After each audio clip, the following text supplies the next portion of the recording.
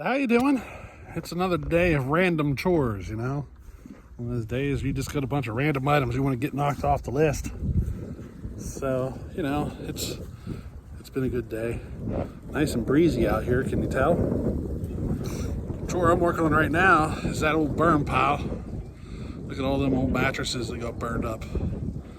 I'm working on cleaning that all up and getting rid of it because I got tired of looking at that eyesore, you know? So what I did is I went over here and put in a burn barrel. So I think the burn barrel is much better than that, you know? And whenever the burn barrel gets about a quarter full of ash, you just take it, haul it down and dump it, turn it upside down into the dumpster, you know? And that's what I'm doing. What else? Oh, we're getting chickens. You'll be seeing more of that here in the future. We actually got the chickens now. They're just baby chicks. But I'll show you more of that in the future. But right now, I'm working on building the nesting box. And then I got to build the whole coop and everything.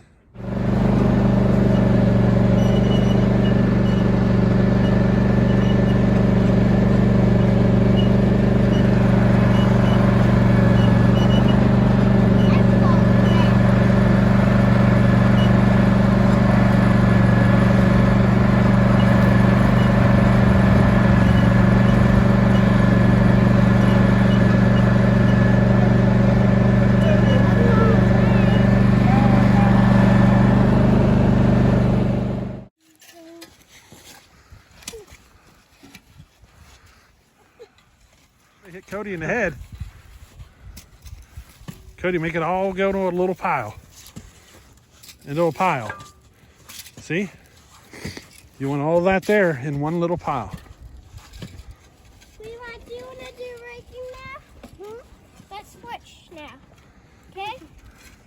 You ought to rake all of this stuff right to that pile right there. Okay.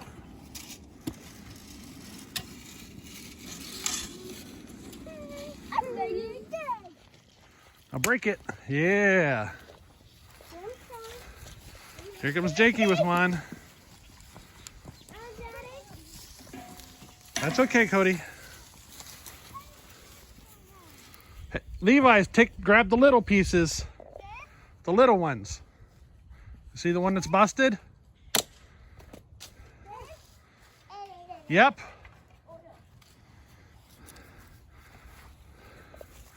Stick it in there.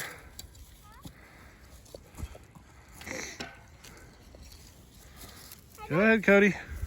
Will you break this up? You want me to break it? Yeah, because that other one.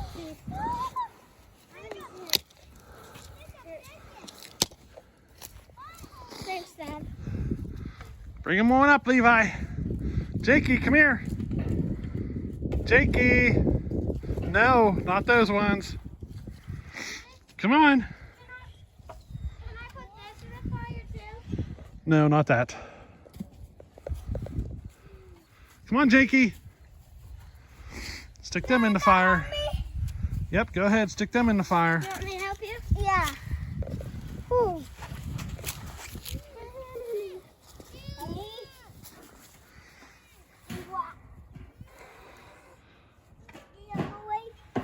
Is it smoky? Yeah. Now we got to break this one up and put it in there. Levi, hold it. No. Yeah, bring it up. Bring it up. Hold it tight. Or do you want me to hold it? You want me to hold it? Yeah. Yep, you got it. Hi.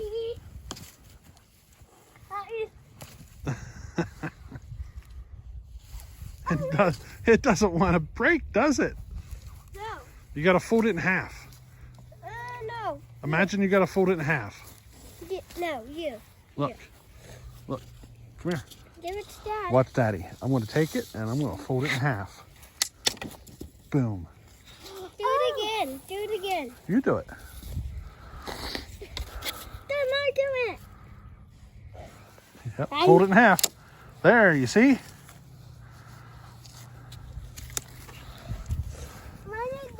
Now do where you step on it. There you go.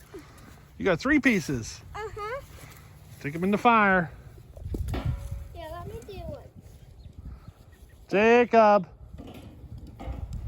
Okay, Cody, can you grab that? And stick it with the other pieces of pipe that are behind the shed?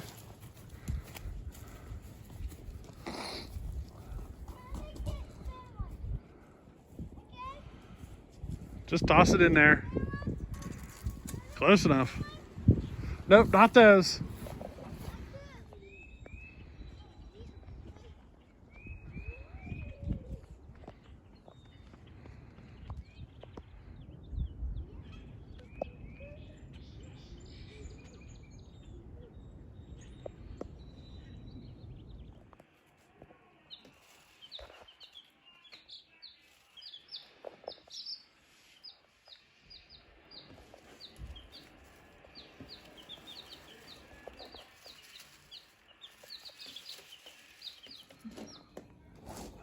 So there's the old Homelite.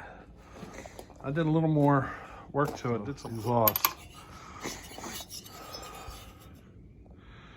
You can see there, she's a bit larger than it was.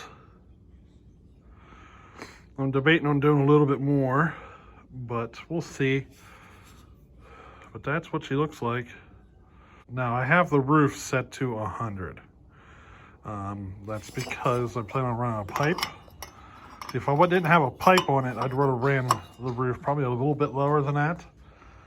But with a pipe, the pipe is actually what determines the RPM.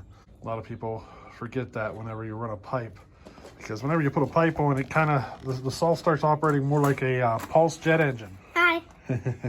So the pipe is what's determining the frequency of how everything operates.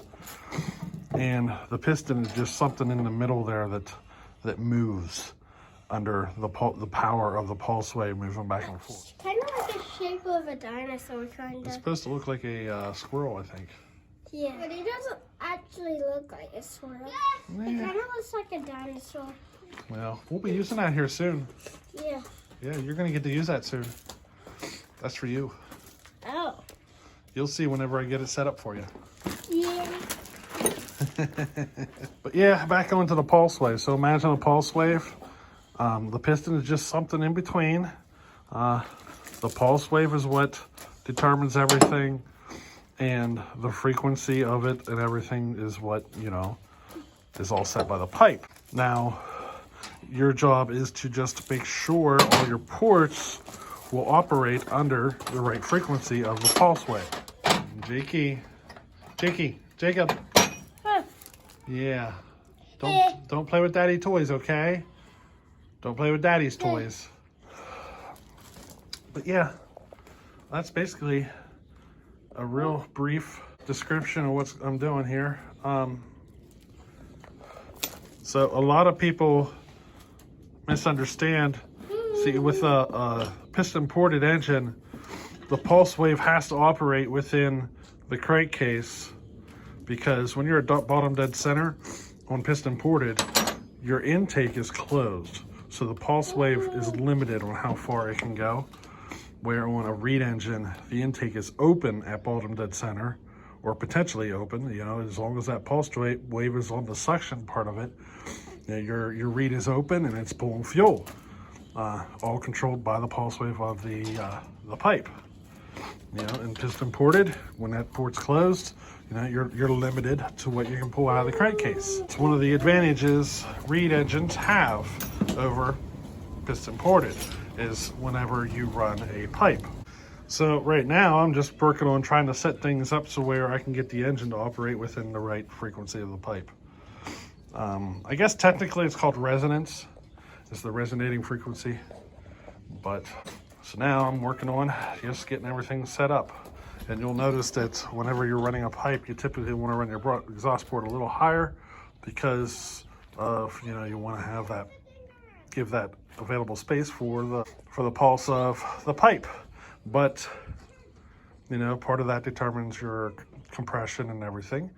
And if you think about it, whenever that pipe is jamming that charge back in, she's creating more pressure inside there. So I guess we can get into that more detail later, but just a little brief something. something to confuse you, I guess, even further, right?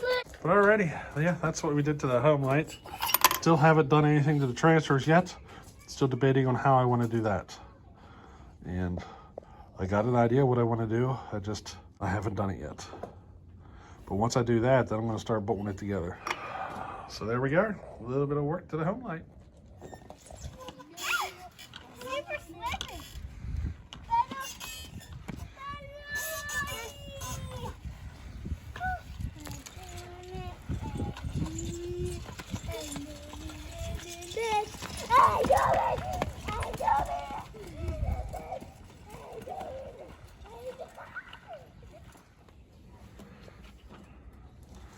Now, I've been having trouble with this mower, and basically it's been acting like it was starving for fuel.